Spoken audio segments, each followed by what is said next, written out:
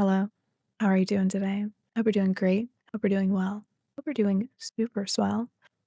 I am back to talk about more kindness.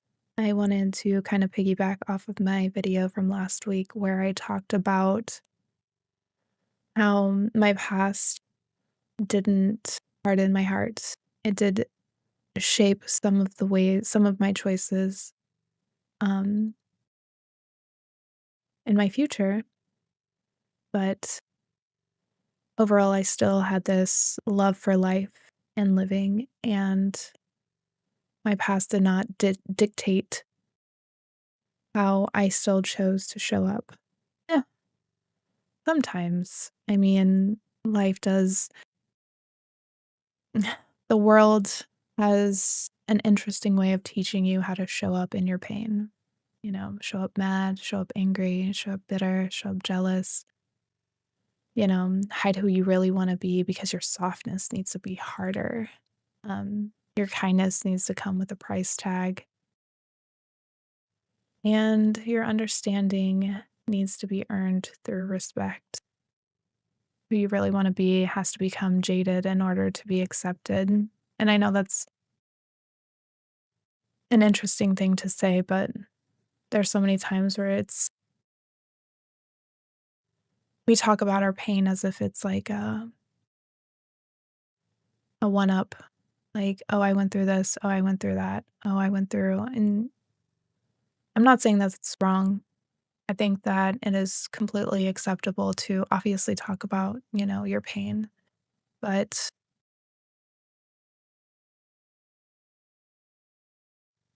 I think using it as a means to, you know, be better than someone is an interesting take. Um, but I wanted to be softer. I wanted to be gentle. I didn't want to look at my pain as something to add to the world. I mean, it's something that I definitely think it needs to be discussed, and I think that because the topic of, you know, it's around, um, people go through it, I'm not alone, and I know that, and I think it's how do we how do we get away from family members or anybody really harming children in any kind of abusive way, and I think it needs to be a conversation, um, and not really I was gonna say normalize, but really normalize having conversations and having, people not see themselves as, and I've said this in a prior video, I don't want anybody to see themselves as a monster because I don't believe humans are inherently monsters, but I do genuinely think once you make the decision to harm anyone or harm a child or like I said, harm anyone, I mean, I'm I genuinely think um you have to accept the responsibility and take accountability for your actions. Being unaware does not excuse you for making decisions, and that's a hill I die on. Um, but if you're in a place where you have been hurt, you have been harmed, and you don't really know where to go, and you don't really know how to live, and I mean, obviously, we live every day, we survive, unless you are living, but we do survive every day, and you can have peace, you can have comfort, you can have compassion and gentleness and peace, and you can be soft, you know? being soft in a hard world can be deemed as unrealistic. Being kind can be called naive. Being compassionate can be called weak, and often we've placed that pain onto others when we leave it unchecked. Not always intentionally, obviously, when we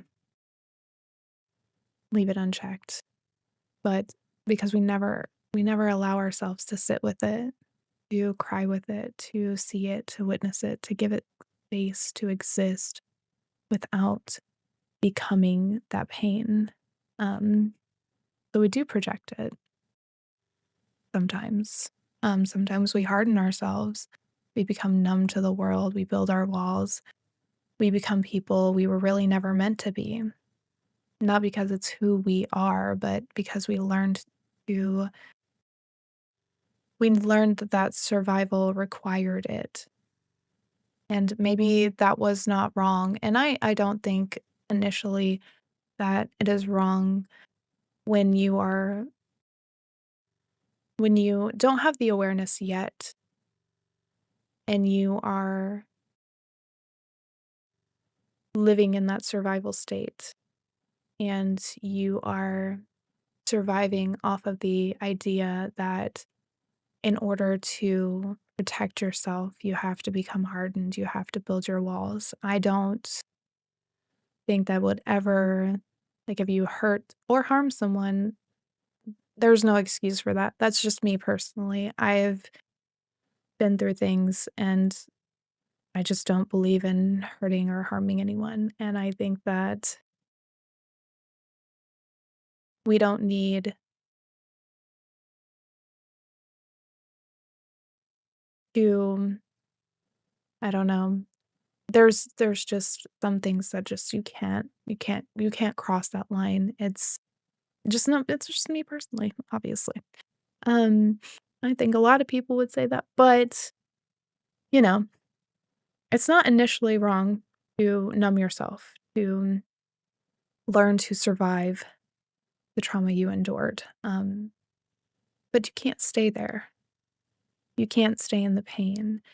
Pain deserves to be felt, seen, acknowledged, because you deserve softness, you deserve compassion, you deserve a life where your pain is something you are allowed to lay down, not something you're sentenced to carry forever. And we are allowed to hold people accountable for what they chose to do without becoming the trauma that we endured at their hands. You can stand firm. You can have boundaries.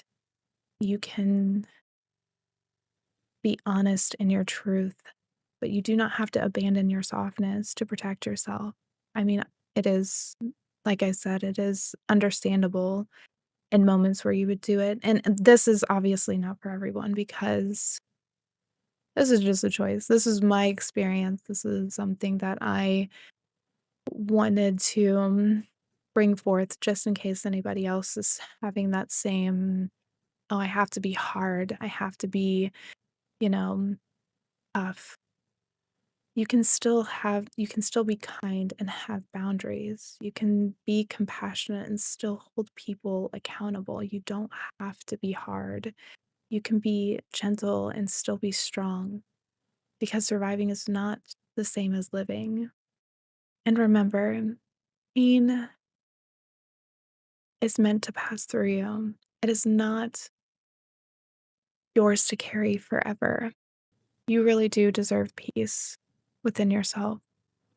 And that sometimes that peace really does begin when you give it to yourself by obviously setting boundaries, by taking responsibility for your own growth, by remaining committed to your awareness, and by meeting yourself with compassion instead of condemnation, and by moving through life intentionally and not allowing your pain to choose who you become, but consciously choosing yourself one moment at a time, one day at a time, one choice at a time, because you are worth it. You are worth having this time to be soft and be gentle and be kind to yourself. The pain we endure, the trauma we endure, we don't have to be that. We don't have to become that pain and that trauma. And we can choose to live a life. And I'm not saying it's like, oh, it's so easy, because it's a choice. Every moment is a choice. And then is the choice always going to be the easy one? No. But there is that sense of peace within yourself when you make not always the easiest choice. And sometimes it may seem like the hardest choice, but it's the choice that's better for your soul and for you because you're not running, you're not making choices based in unawareness. You're completely aware. It's like, oh, I really don't want to sit there and I don't know, what is it that I do? I write gratefuls. I write 160 gratefuls a day. I don't need to do that, but I want to do that. And it's always that choice that I sit there and I go,